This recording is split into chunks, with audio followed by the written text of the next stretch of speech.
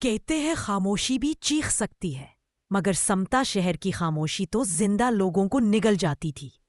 یہاں دن نکلتا تو لوگ سر جھکائے چلتے، ان کے قدموں کی آہٹ بھی زمین میں جذب ہو جاتی۔ بازار کھلے ہوتے، رنگ برنگے کپڑے ہوا میں لہرا رہے ہوتے، مگر آواز نہیں، کوئی سودا کرنے کی تکرار نہیں، کوئی چہل پہل نہیں۔ بچے میدانوں میں بھاگتے، گیند اچھالتے، مگر ان کے لبوں پر ہنسی کا کوئی شور نہیں، بس ہونٹوں پر پہلی ایک بے معنی مسکراہٹ۔ مسجد میں اذان بھی اتنی آہستہ دی جاتی جیسے ہوا سے معافی مانگ رہی ہو۔ ایک ان دیکھا قانون شہر پر سایہ فگن تھا، کوئی اونچی آواز میں بات نہیں کرے گا۔ جو اس قانون کو توڑتا وہ اگلی صبح نظر نہیں آتا۔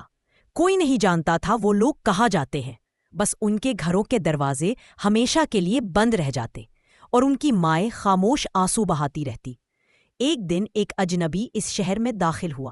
اس کا نام ایان تھا۔ وہ باہر کی دنیا سے آیا تھا، جہاں لوگ ہنستے تھے، بولتے تھے، چیختے تھے۔ سمتا کی یہ خاموشی ایان کو عجیب لگی۔ ایک سرد خوف اس کی رگوں میں دوڑ گیا۔ اس نے ایک دکاندار کی طرف دیکھا، اس کی آنکھوں میں سوال تیر رہے تھے۔ یہاں پانی کہاں ملے گا؟ ایان نے اپنی عام آواز میں پوچھا، جو اس شہر کے لیے غیر معمولی تھی۔ دکاندار کا رنگ جیسے اچانک ہلدی ہو گیا۔ اس نے فوراً اپنا ہاتھ ایان کے مندہ پر رکھا۔ اس کی انگلیوں کی ٹھنڈک ایان کے ہونٹوں پر محسوس ہوئی۔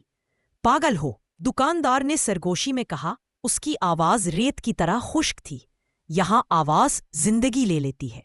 اسی لمحے ایان نے فیصلہ کر لیا۔ وہ اس خاموشی کی وجہ جان کر رہے گا۔ چند دنوں میں ایان کو حقیقت کا اندازہ ہو گیا۔ اس شہر پر ایک بادشاہ حکومت کرتا تھا۔ بادشاہ خاموش، کہا جاتا تھا کہ وہ آواز سے نفرت کرتا ہے۔ اسے لگتا تھا کہ آواز بغاوت کو جنم دیتی ہے، سوال پیدا کرتی ہے اور سچ بولنے کی ہمت دیتی ہے۔ اس نے شہر کے بیچوں بیچ ایک مینار بنوایا تھا، ایک کالا بیرو ستون جو آسمان کو چھوتا تھا۔ اس مینار کے نیچے ایک خفیہ قید خانہ تھا، جہاں وہ لوگ قید کیے جاتے تھے جن کی آواز بلند ہو جاتی۔ لیکن سب سے خوفناک بات یہ تھی کہ بادشاہ خاموش خود بہرا تھا۔ آواز سن نہیں سکتا تھا، مگر آواز سے ڈرتا تھا۔ ایک رات ایان کی ملاقات ایک بوڑھی عورت سے ہوئی۔ اس کی آنکھوں میں برسوں کا دکھ گہرا سمندر بنا ہوا تھا۔ وہ ایک اجڑی ہوئی گلی کے نکڑ پر دیوار سے ٹیک لگائے بیٹھی تھی۔ میرا بیٹا ایک دن ہنس کر بات کر بیٹھا تھا، اس نے سرگوشی کی۔ اس کی آواز کانپ رہی تھی۔ اگلے دن وہ غائب ہو گیا۔ ایان کا دل کانپ اٹھا۔ ایک ٹھنڈی لہر اس کی ریڑھ کی ہڈی میں دوڑ گئی۔ اسی رات اس نے فیصلہ کر لیا، اگر آواز جرم ہے تو وہ یہ جرم کرے گا۔ اگلے دن شہر کے بیچ چوک میں لوگ جمع تھے، سب خاموش، سب خوفزدہ۔ سورج کی روشنی بھی ان کے چہروں پر پڑ کر مدھم لگ رہی تھی۔ اچانک ایان مینار کے سامنے جا کھڑا ہوا۔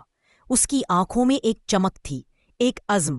سپاہی دوڑے، ان کے قدموں کی ہلکی چاپ بھی سنائی دے رہی تھی، مگر اس سے پہلے کہ وہ اسے پکڑتے، ایان نے پوری طاقت سے چیخ ماری، خاموشی ظلم ہے۔ پورا شہر لرز گیا۔ چوک میں کھڑے لوگوں کی آنکھیں کھل گئیں۔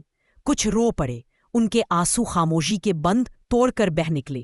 کچھ کانپ گئے، ان کے ہاتھوں سے سامان گر کر پتھروں پر بکھر گیا۔ سپاہی ایان کو پکڑ کر بادشاہ کے سامنے لے گئے۔ بادشاہ خاموش اپنے تخت پر بیٹھا تھا۔ اس کا چہرہ غصے سے سرخ تھا۔ تم نے آواز کیوں نکالی؟ اس نے سخت لہجے میں پوچھا۔ ایان نے پرسکون مگر مضبوط آواز میں جواب دیا، کیونکہ آواز حق کی پہچان ہے۔ اسی لمحے ایک درباری چیخ اٹھا۔ اس کی آواز میں خوف اور حیرت تھی۔ حضور، آپ نے کچھ سنا؟ بادشاہ خاموش رہا۔ اس کی نظریں ایان پر جمی تھی۔ ایک لمحے کے لیے جیسے وقت تھم گیا، پھر سب پر حقیقت کھل گئی۔ بادشاہ سن ہی نہیں سکتا تھا۔ وہ برسوں سے ایک وہم کے سہارے حکومت کر رہا تھا۔ اس کے کانوں تک کوئی آواز نہیں پہنچتی تھی، بس ایک خوف کا سایہ اس کے دل پر چھایا تھا۔ لوگوں نے پہلی بار اونچی آواز میں بات کی، پھر نعرے لگے، کمزور آوازیں مل کر ایک سیلاب بن گئیں، پھر چیخیں، ظلم کے خلاف، خوف کے خلاف، پھر سچ جو برسوں سے خاموشی کے پردے میں چھپا تھا۔ شہر کی خاموشی ٹوٹ چکی تھی، قید خانے کھل گئے، ان کی زنجیروں کے کڑکڑاہٹ نے آزادی کا گیت گایا۔ گمشدہ لوگ واپس آ گئے، ان کے چہروں پر زندگی کی نئی رمق تھی۔ اور ایان، وہ مسکرا کر شہر سے نکل گیا، جاتے ہوئے بس ایک جملہ چھوڑ گیا، جہاں آواز دبائی جائے وہاں سچ مر جاتا ہے۔